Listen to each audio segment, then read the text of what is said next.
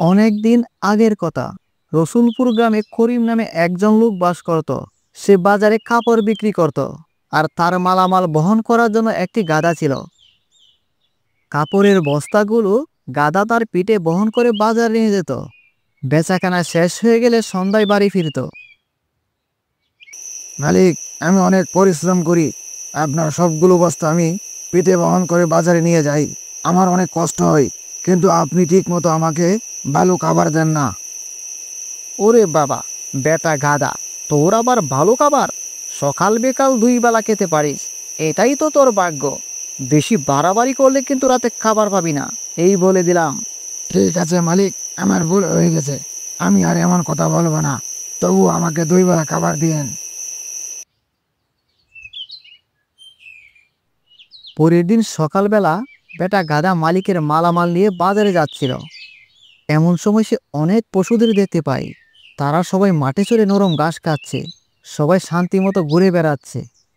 তখন সে মনে মনে ভাবতে লাগলো, আহ, ওরা কি শান্তি করে ঘাস খাচ্ছে আর মাঠে ঘাটে ঘুরে বেড়াচ্ছে, আর আমি গাধা গাধার মতো অন্যের কাজ করে যাচ্ছি।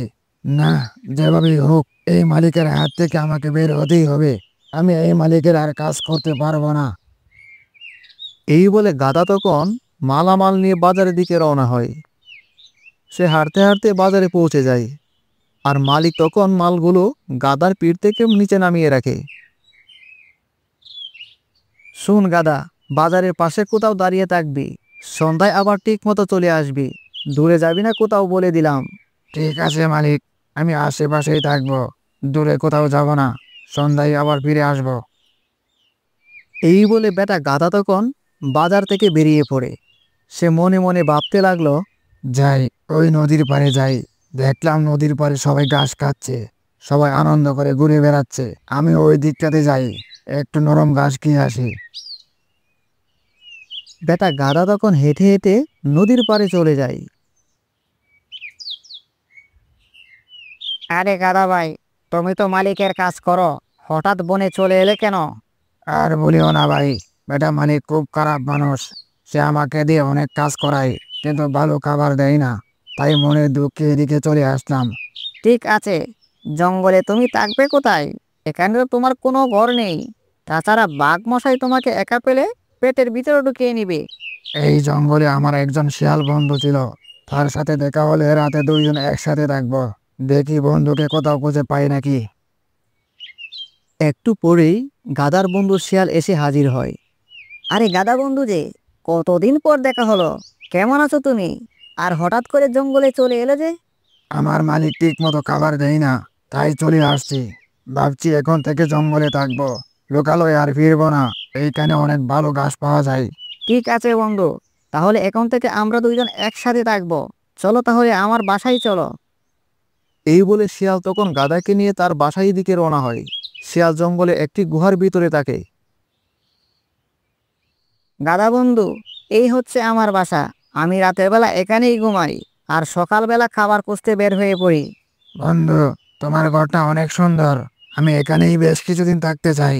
ঠিক আছে বন্ধু, তোমার যতদিন মন চাই থাকতে পারবে, কোনো সমস্যা নেই।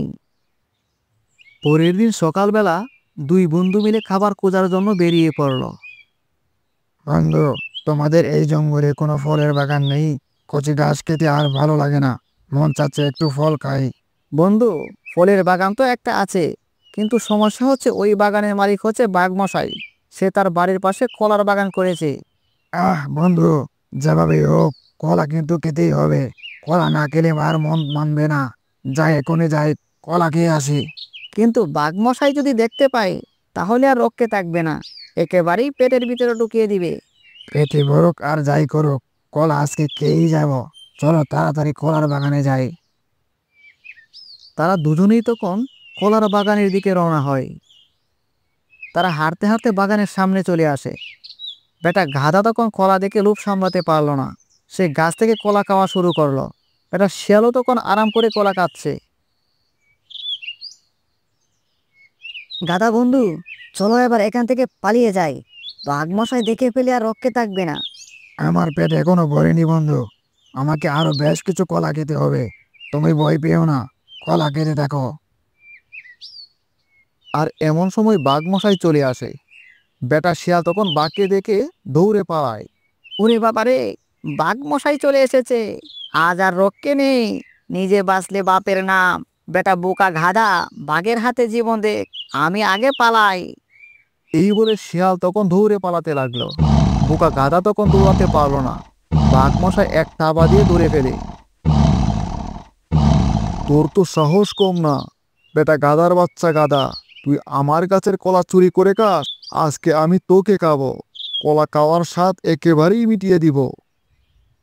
বাঘমশাই তখন গাধাকে মেরে খেয়ে ফেলে। এভাবেই বোকা গাধা তখন বাঘের হাতে প্রাণ দিল। বন্ধুরা আমার, গাধা গাধাই থেকে যাবে, গাধা কখনো বুদ্ধিমান হতে পারবে না।